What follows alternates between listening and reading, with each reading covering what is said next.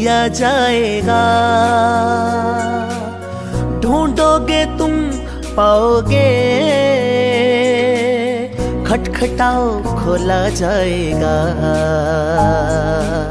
मांगोगे दिया जाएगा। ढूंढोगे तुम पाओगे, खटखटाओ खोला जाएगा। मांगोगे दिया जाएगा। हमारी संडे सरमन सीरीज में एक बार फिर से आपका स्वागत है। आइए एक बार फिर से आज की इस खूबसूरत सुबह में हम परमेश्वर के वचन की तरफ चलें। और आज का जो विषय है वो हमें मिलता है संत लूका रचित सुसमाचार, उसका अध्याय 11 और विशेषकर पद संख्या 9 पर हम ध्यान देने की कोशिश करेंगे। इससे पहले कि हम प्रभु के वचन में आगे बढ़े, आइए अपने आप को प्रार्थना में लेकर चलें। हमारे जीवित सामर्थी पिता परमेश्वर, एक बार फिर से बड़ी शुक्रगुजारी के साथ तेरे कदमों में इकट्ठा हैं। धन्यवाद करते हैं पिता परमेश्वर इस एक और मौके के लिए जो आपने हमारे जीवन में दिया है।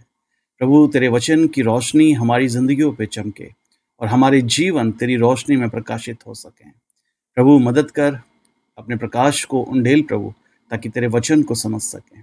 प्रभु, इस समय को, अपने आप को और तमाम हमारे इन भाई बहनों को जो इस समय हमें सुन रहे हैं, उन सबको प्रभु तेरे हाथों में सौंपते हैं। और तेरे सामर्थी नाम में प्रभु हर एक के जीवन में हम आशीष को बोलते हैं, मसीह यीशु के नाम में, आमीन। तो जो वचन है वो आपने देख लिया है, क्योंकि गीत भी उसी पे आधारित था। और ये वचन मैं आपके लिए पढ़ देता हूँ। संत लूका रचित सुसमाचार अध्याय 11 पद संख्या 9। और मैं तुमसे कहता हूँ कि मांगो तो तुम्हें दिया जाएगा, ढूंढो तो तुम पाओगे, खटखटाओ तो तुम्हारे लिए खोला जाएगा। और आगे भी यही बताया गया है, क्योंकि जो कोई मांगता है उसे मिलता है, जो ढूंढता है वो पाता है, और जो खटखटाता है उसके लिए खोला जाएगा। तो इससे पहले कि इस वचन की तरफ आगे बढ़े, जो कि बड़ा ही प्यारा, बड़ा ही खूबसूरत वचन है, और कई बार लोग इसे गलत तरीके से समझने की कोशिश करते हैं या गलत समझते हैं, तो आज हम इसे सही तरीके से जानने की कोशिश और प्रयास करेंगे। तो इससे पहले कि आगे बढ़े, एक बार मैंने किसी को कहते हुए सुना था कि साहब, ये मंदिर, मस्जिद, चर्च, गुरुद्वारा, इन सब जगहों पे जितने भी धार्मिक स्थल हैं, यहाँ पे 2 प्रकार के भिखारी पाए जाते हैं। पहला भिखारी वो जो आप देखते हैं कि इन धार्मिक स्थलों के बाहर भीख मांगते हुए मिलते हैं, और दूसरे प्रकार का भिखारी वो है जो अंदर बैठ के ईश्वर से भीख मांग रहा होता है। तो मैंने जब सुना तो मुझे बड़ा अजीब सा लगा। तो क्यों ना आज इस वचन की रोशनी में इसी समझने की कोशिश करें कि ये जो 2 प्रकार के भिखारियों का अभी हमने वर्णन सुना, ये दोनों किस प्रकार से भिखारी हैं, या क्या सही बात होनी चाहिए, उसे जानने की कोशिश करें। तो यहाँ पे सबसे पहले जो वचन में लिखा है कि मांगो तो तुम्हें दिया जाएगा, अगर आप इसे इंग्लिश में बोलें तो आस्क, सीक एंड नॉक, 3 चीज़ें हैं इसमें। पहला है मांगो, दूसरा है ढूंढो, तीसरा है खटखटाओ। अब मांगने के लिए देखिए, अक्सर ये कहा जाता है कि मांगने वाला जो है वो जो मांग रहा है वो कैसे डिफरेंट होंगे, 2 अलग अलग मांगने वाले, एक किसी भी धार्मिक स्थल के अंदर और एक किसी भी धार्मिक स्थल के बाहर बैठे हुए जो मांग रहे हैं। तो मैं आपको बताना चाहता हूँ कि अगर आप किसी से कुछ मांगते हैं और आप उसे जानते हैं, आपको पता है कि वो आपको दे सकता है, आप उसके अस्तित्व में विश्वास करते हैं, और आपको पता है कि वो इतना इतना मतलब कह लीजिए सक्षम है कि जो आप उससे मांग रहे हैं वो आपको दे देगा, तो यकीन मानिए फिर आप एक भक्त हैं। आप चाहे मंदिर में हो, मस्जिद में हो, गुरुद्वारे में हो, चर्च में हो, और आप ईश्वर से मांग रहे हैं। और इसकी बड़ी खूबसूरत चीज़ जो है मैं आपको बताना चाहता हूँ वो ये है कि जो भी मांगता है ईश्वर से, पहली बात तो वो विश्वास करता है। ये आशा से भरा हुआ कह लीजिए निवेदन है या मांगना है, जिसमें हमें पता है कि हम हवा में बात नहीं कर रहे हैं। हम जिससे मांग रहे हैं हम उसे जानते हैं, और वो जो हम कुछ कह रहे हैं वो उसे सुन रहा है, और निश्चित ही वो उसका जवाब भी देगा। 10वें पद में लिखा हुआ है, जवाब की जो मांगता है उसे मिलता है। तो प्रभु यीशु मसीह भी बता रहे हैं कि इस मांगने में सबसे बड़ी खूबी ये है कि जिससे आप मांग रहे हैं उसे आप जानते हैं, और आपको विश्वास है कि वो आपको जरूर देगा। अब बात करते हैं कि धार्मिक स्थलों के बाहर बैठे हुए जो मांग रहे हैं, पहली बात तो देखिए वो ईश्वर से नहीं मांग रहे, वो ईश्वर के नाम पे मांग रहे होते हैं, पर वो मांग रहे होते हैं इंसानों से, और जिन्हें वो जानते भी नहीं हैं, पहचानते भी नहीं हैं। शायद कुछ तो ऐसे भी होंगे कि जीवन में पहली बार ही मिले होंगे, फिर भी उनसे मांग रहे हैं। तो जिसे आप जानते नहीं, जिसे आप पहचानते नहीं, जिससे कभी आपका कोई लेना देना नहीं रहा, अगर आप उससे मांग रहे हैं तो फिर ये भिक्षा की कैटेगरी में आता है कि आप भीख मांग रहे हैं। तो इसलिए मांगना फ़र्क है ना? आप मंदिर, मस्जिद, चर्च, गुरुद्वारे में जो प्रार्थना करते हैं, जो ईश्वर से मांगते हैं, जो भी आपकी विनतियाँ, आपकी रिक्वेस्ट, आपके निवेदन हैं, तो वो वहाँ पे भिखारी वाला मांगना नहीं है, वहाँ पे वो प्रार्थना है।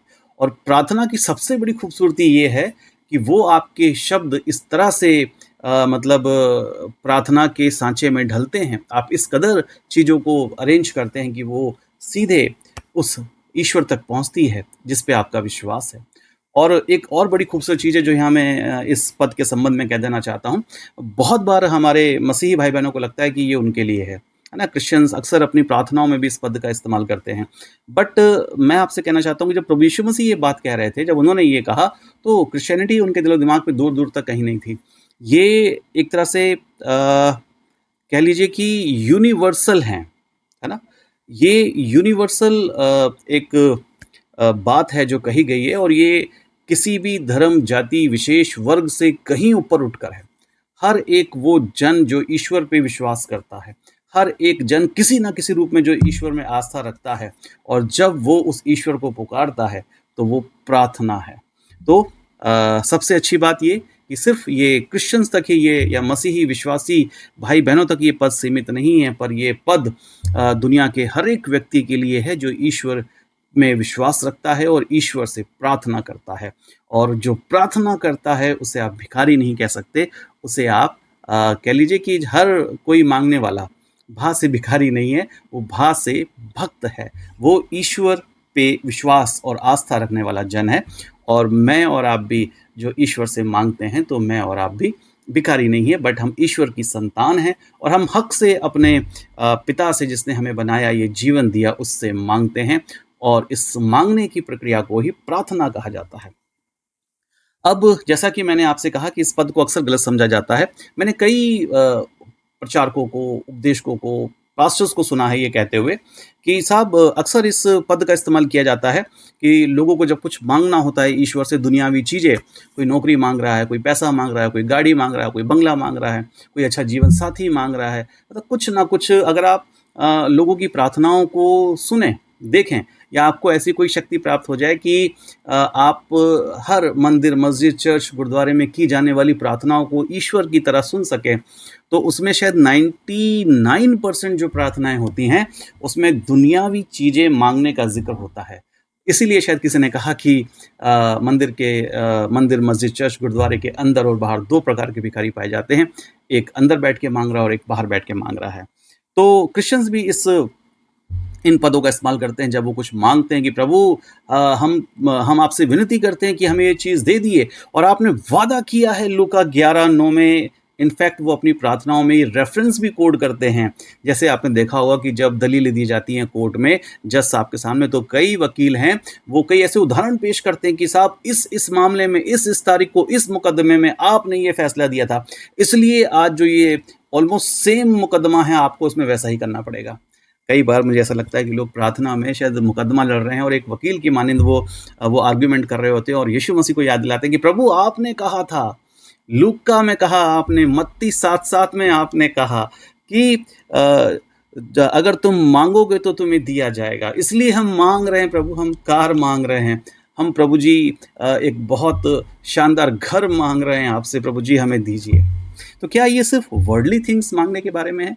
तो कई पास्टर्स हैं वो जो कहते हैं कि नहीं साहब ये गलत है, और इसलिए मैंने लूका को लिया है। मत्ती में थोड़ा सा क्लियर नहीं है, बट लूका में पूरा क्लियर है। क्या क्लियर है? कि ये जो 3 जो मैजिकल वर्ड्स हैं ये प्रार्थना का हिस्सा है। पहला है मांगो, ढूंढो, खटखटाओ, आस्क, सीक एंड नॉक। ये प्रार्थना की कुंजी है।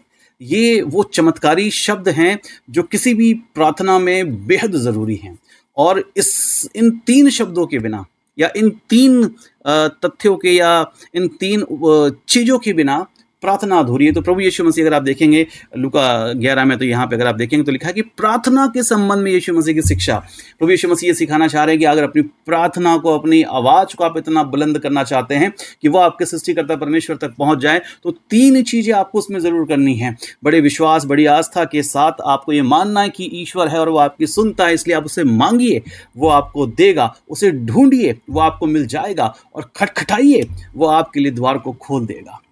तो प्रार्थना के संबंध में प्रभु यीशु मसीह बात कर रहे हैं। अब मांगना क्या है, ढूंढना क्या है, खटखटा के मिलेगा क्या? गाड़ी, मोटर, बंगला, नौकरी, पैसा, धन दौलत, जीवन साथी, या कुछ और जो आपकी ख्वाहिश है वो आप पाना चाहते हैं?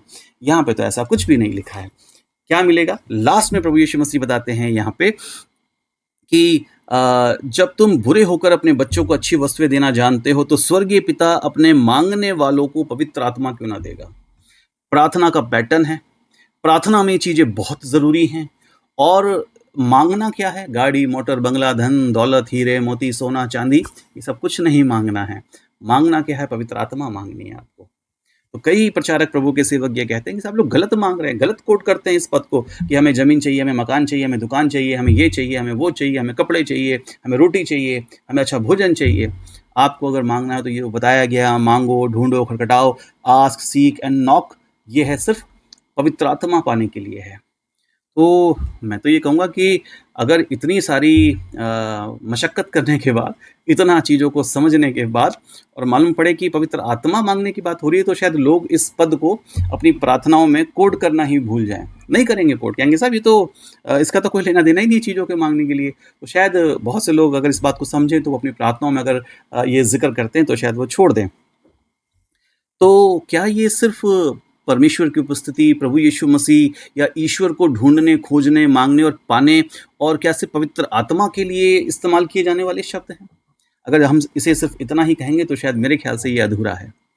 प्रभु का वादा है, आपने देखा होगा, आप मत्ती में अगर आप देख लें, मत्ती 6:33 में अगर आप देखेंगे तो वहाँ पे लिखा हुआ है कि तुम पहले धर्म, वहाँ पे लिखा हुआ है, एक्चुअली वो ट्रांसलेशन की मिस्टेक है, वहाँ पे होना चाहिए धार्मिकता, राइचियसनेस, नॉट रिलीजन, है ना। It should not be their religion, translation जो है राइचियसनेस।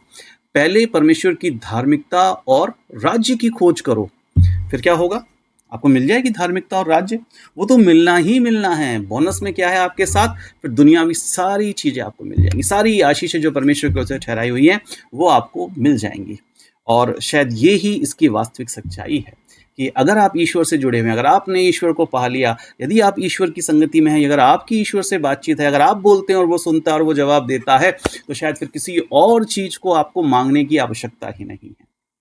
समझने की कोशिश करें इसे भी। आज के हमारे समाज की जो सच्चाई है, बड़ी बड़ी कन्वेंशंस, बड़े बड़े स्पीकर्स, हजारों लाखों की भीड़ सिर्फ यीशु से मांगने जाती है। किसी के सर में दर्द है, किसी के पेट में दर्द है, किसी की कमर में दर्द है, किसी को धुंधला दिखता है, किसी के बच्चे की शादी नहीं हो रही है, किसी की नौकरी नहीं लग रही है, किसी का मुकदमा चल रहा है। तमाम चीज़ें हैं, सिर्फ और सिर्फ मांगने जाते हैं, है ना। यीशु से चाहिए बहुत कुछ, लेकिन यीशु नहीं चाहिए। और यहाँ पे प्रभु यीशु मसीह बताना चाहते हैं कि अगर आपने परमेश्वर को पा लिया, अगर ईश्वर के साथ आपका संबंध है, अगर ईश्वर के साथ आप जुड़े हुए हैं, तो फिर किसी और चीज़ के मांगने की ज़रूरत नहीं है ना। मैं आपको बताना चाहता हूँ, अगर आप, जैसे मान लीजिए आपको भूख लग रही है, आपको कुछ खाना खाना, आपको प्यास लग रही है, आपको पानी पीना है, उसके बाद आपको चाय पीने की आदत है, आपको मिठाई खाने की आदत है, ये सारी चीज़ें अगर आप किसी से मांगेंगे तो बड़ा मुश्किल है। लेकिन अगर कोई ऐसा है जो आपसे प्रेम करता है और आप उससे प्रेम करते हैं और आप उसके घर चले जाएं, तो सिर्फ आपको ये ख्वाहिश रखनी है कि आप वहाँ पे जाएं, मतलब मांगे, और फिर ढूंढें उसका घर, और उसके बाद जाके नॉक करें।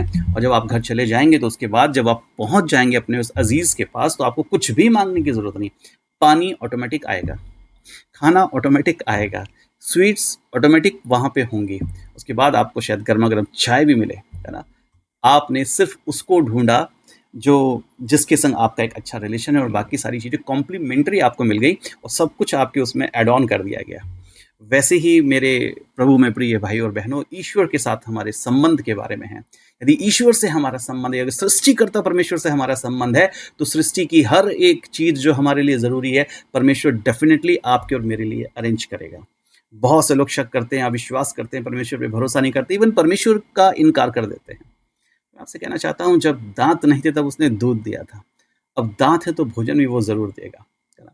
ऐसा नहीं हो सकता। और मैंने कई बार कई लोगों से सुना है जो बड़े बुज़ुर्ग अज़ीज़ हैं, वो कहते हैं कि ईश्वर भूखा उठाता ज़रूर है, पर भूखा सुलाता नहीं है। वो हमारी आवश्यकताओं की चिंता करता है, वो हमारे लिए इंतज़ाम करता है। लेकिन इन सारी चीज़ों को ढूँढने से पहले उस ईश्वर को ढूँढिए, उस ईश्वर के साथ संबंध रखिए और ये सारी चीज़ें कॉम्प्लीमेंट्री आपको मिल जाएँगी। कुछ क्लियर हुआ आपको?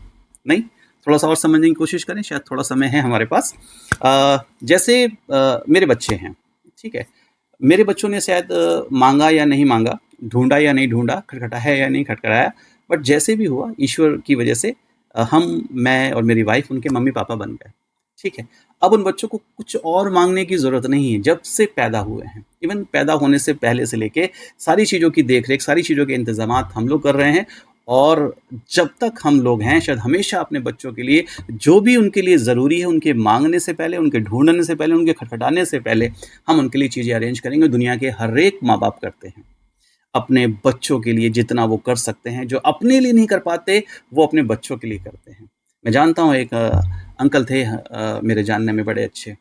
अच्छी सरकारी नौकरी थी उनकी। ज़िंदगी भर वो एक स्कूटर पे चलते रहे। एक ज़माना आया कि एक्टिवा बहुत फ़ेमस हो गया, लेकिन तब भी वो किक मारने वाले पुराने स्कूटर पे ही चलते रहे और पूरी ज़िंदगी उनकी स्कूटर पे बीती। फिर आगे जाके बीमार हुए, उन्हें हार्ट की तकलीफ़ हुई, डॉक्टर ने मना करा कि अब आप किक लगाने वाला काम मत करिए। फिर भी वो पूरी ज़िंदगी स्कूटर पे चलते रहे। लेकिन जब उनकी बेटी की शादी और मैं वहाँ गया तो मैंने देखा कि एक बहुत बड़ी, बहुत शानदार कार उन्होंने अपने दामाद को गिफ्ट करी, है ना? पता नहीं उस दामाद ने माँगी थी या नहीं माँगी थी, लेकिन सिर्फ़ रिश्ता जुड़ गया, पिता बन गए और वो कार और उसके साथ ढेर सारे और भी बहुत सारे गिफ्ट्स मिले जो मैं यहाँ पे आपको बताना नहीं चाहता हूँ, सिर्फ़ एक रिश्ता जुड़ने से। तो अगर एक दुनियावी रिश्ता जुड़ने से इतनी चीज़ें मिल सकती हैं, तो अगर आपका और मेरा ईश्वर के साथ रिश्ता जुड़ जाएगा तो फिर क्या नहीं मिलेगा, है ना? और ये दुनियावी चीज़ें क्षणभंगुर हैं, ये दुनियावी चीज़ें सिर्फ़ दिखावा है, एक दिन खत्म हो जाएँगी। वास्तविकता क्या है? वास्तविकता ये है कि ये दुनिया भी खत्म हो जाएगी। दुनिया के बनाने वाले के साथ अगर आपका रिलेशन है, दुनिया के बनाने वाले के साथ आपका संबंध और आप उसे पिता कह सकते हैं, है ना? ये बहुत बड़ी चीज़ है कि उस सृष्टिकर्ता परमेश्वर को हम पिता कह के पुकारें और हम उसकी संतान हैं, तो वो हमें सब कुछ प्रोवाइड कराएगा। एक और शक है जो जाते-जाते मैं इसमें क्लियर कर देना चाहता हूँ। तो लोग बोलेंगे क्या फिर हम अपनी प्रार्थनाओं में आज के बाद ये ना बोलें प्रभु कि आपने कहा था कि माँगो तो दिया जाएगा, ढूँढो तो मिलेगा, खटखटाओ तो खोला जाएगा। एक्चुअली कुछ थोड़ा-सा कई बार ना हम चीज़ों को मिक्स अप कर देते हैं, इसलिए कन्फ्यूज़न हो जाता है। ये कन्फ्यूज़न क्यों होता है वो मैं आपको क्लियर करता हूँ। अगर आप मत्ती में पढ़ेंगे साथ-साथ में वहाँ भी देखिएगा और अगर आप यहाँ लूका में पढ़ेंगे तो यहाँ भी। इस बात को समझाने के लिए 9 और 10 को प्रभु यीशु मसीह ने जो एग्ज़ाम्पल्स दिए हैं वो वर्ल्डली हैं, कि एक व्यक्ति के घर पे उसका पड़ोसी आके रात को माँग रहा है, तो वो उसकी हेल्प करता है और लिखा हुआ है कि यहाँ पे कहा गया है कि यदि आपका बेटा ऐसा कौन-सा पिता होगा जब बेटा भूखा हो, रोटी माँगे तो पत्थर दे दे, मछली माँगे तो साँप दे दे और अंडा माँगे तो बिच्छू दे दे। तो ये दुनियावी चीज़ें तो हैं, ये रोटी, ये क्या कहते हैं आपका अंडा और ये जो है मछली, मतलब जो भोजन की चीज़ें हैं तीनों। तो जब हम अपने बच्चों के लिए सब कुछ अच्छा-अच्छा करते हैं तो पिता क्यों नहीं देगा? तो एक्चुअली हमें कन्फ्यूज़न इसलिए होता है और हम इस प्रार्थना को अक्सर अपनी दुनियावी चीज़ें माँगने के लिए इस्तेमाल कर लेते हैं, क्योंकि एग्ज़ाम्पल ऐसे दिए गए हैं। तो इसमें परेशान होने की ज़रूरत नहीं है और मैं आपसे ये कहना चाहता हूँ कि ये सिर्फ़ ऐसा नहीं है कि पवित्र आत्मा माँगने के लिए है, जो भी आपकी ज़रूरत है ना? लेकिन उससे भी बढ़कर मैं आपसे कहना चाहता हूँ कि ईश्वर से संबंध को जोड़िए, ईश्वर की संतान बनिए। It's a universal biblical reference given by Lord Jesus Christ, not only for Christians, सबके लिए हैं। हम सबको ईश्वर ने बनाया, हम सब ईश्वर की संतान हैं। ईश्वर हम सब से प्यार करता है, हम सब उसके बेटे और बेटियाँ हैं। उसकी संतान बनिए, आपको सब कुछ मिल जाएगा, ठीक है? और एक एग्ज़ाम्पल देना चाहता हूँ, उसके बाद बस खत्म करते हैं। कहते हैं कि एक बार राजा था, जब वो कोई युद्ध जीतता था, उसके बाद वो सारा जो सोना-चांदी और जो पैसा होता था, वो सब बोरों में भर के लगा देता था और अपने सैनिकों को, सेनापति को, सबको आदेश देता, जितना चाहिए जिसको ले जाओ। लोग बोरे भर-भर के लाद के ले जाते थे। तो राजा बैठ के देखा करता था, तो देखा कि राजा का जो सेनापति है वो खड़ा रहा और उसने आखिर तक कोई भी जो सोना-चांदी, हीरे-मोती थे वो नहीं लिए। राजा ने उसे पास बुलाया और उससे पूछा कि भाई तुमने क्यों नहीं लिया? तुम क्या चाहते हो? तुम्हें क्या चाहिए? तुम जो चाहो यहाँ से ले जाओ। तो वो जो सेनापति था वो मुस्कुराया और बढ़ते हुए राजा के पास आया और राजा के से लिपट गया। तो राजा ने बोला ये क्या? कह रहे जब आप मेरे हैं, मुझे कुछ नहीं चाहिए सोना, चांदी, हीरे, मोती। मुझे सिर्फ़ आप चाहिए, आपका साथ चाहिए। अगर आप मेरे हैं, तो ये खाली एक आध बोरा या कुछ किलो सोना चांदी ही मेरा नहीं है, आपका पूरा साम्राज्य मेरा है। परमेश्वर से सिर्फ दुनियावी चीज़ें मांगने वाले मत बनिए, परमेश्वर की संतान बनिए, तो ये पूरी कायनात आपकी हो जाएगी। आप उस परमेश्वर के उत्तराधिकारी कहलाएंगे जिसने इस पूरी दुनिया को बनाया है। प्रभु आपकी सहायता करे, आपकी मदद करे, ताकि आप समझ सकें। और एक और बड़ी खूबसूरत चीज़ है जो मैं लास्ट में कहना चाहता हूँ, उसके बिना शायद अधूरा है, कि ये जो प्रार्थना है, ये इसमें ये चीज़ें लगातार होनी चाहिए, नहीं एक बार मांगा, मांगते रहो, ढूंढते रहो, खटखटाते रहो, अनटिल अनलेस, जब तक आपको मिल ना जाए। एग्जाम्पल, मान लीजिए मेरे बच्चे ने बोला कि पापा हमें चॉकलेट खाना है, तो मैं चॉकलेट लाता हूँ अक्सर और उसको रख देता हूँ, और कई बार छुपा के रख देता हूँ ताकि बच्चे एकदम से ना खा जाएं। तो बच्चे क्या करते हैं, एक समय था उन्होंने मुझसे मांगा था कि पापा हमें चाहिए, उसके बाद वो ढूंढना शुरू करते हैं, पापा ले आए होंगे पक्का, जब हमने कहा तो पापा पर कहाँ है, वो ढूंढते हैं, जब बार बार ढूंढते रहते हैं, और उसके बाद जब उन्हें नहीं मिलता है ढूंढने के बाद, तब वो मुझसे पूछते, पापा चॉकलेट लाए, कहाँ है, हमने आपसे कहा था चॉकलेट ला दीजिए। और जब वो बार बार मुझसे पूछते हैं, मुझसे कहते हैं, तो फिर मैं कहता हूँ अच्छा यहाँ पे रखा है, आप ये चॉकलेट ले लो, है ना। मांगिए, कोशिश करिए, ढूंढिए, और जब तक ना मिल जाए प्रयास करते रहिए। किसी भी प्रार्थना का जो कह लीजिए मुख्य जो बेस है या मुख्य जो उसकी आत्मा है, वो यही है। अपनी प्रार्थना में इन 3 चीज़ों को शामिल करिए और इसके ज़रिए परमेश्वर की संतान बनिए। सब कुछ आपका हो जाएगा, कुछ भी मांगने की ज़रूरत नहीं पड़ेगी, और जो भी आप मांगेंगे वो प्रभु सब कुछ आपको देगा। तो एक बार फिर से आप सभी का धन्यवाद आज के इस वचन में शामिल होने के लिए। प्रभु आप सबको आशीष दे। अपना ध्यान रखिए।